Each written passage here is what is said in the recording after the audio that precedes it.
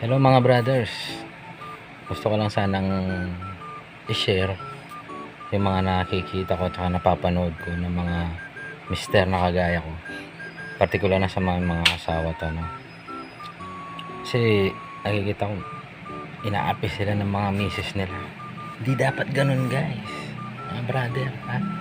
Dapat tayong lalaki, tayo yung nasusunod, di ba? Ano?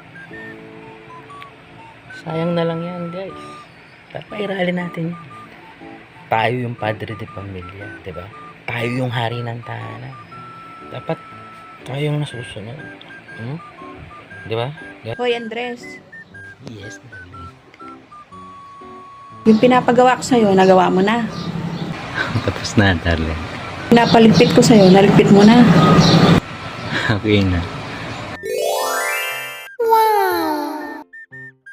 Palaba ko, nalabhan mo na. Tapos na rin.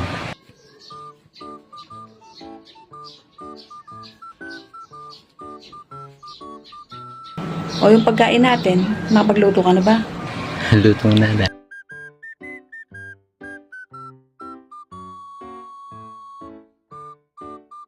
Gutom ka na. Magkain na ako na. Ay oo naman, bilisan mo at nagugutom na ako. Sige guys, ha. Next time na lang. Kakain na pala kami.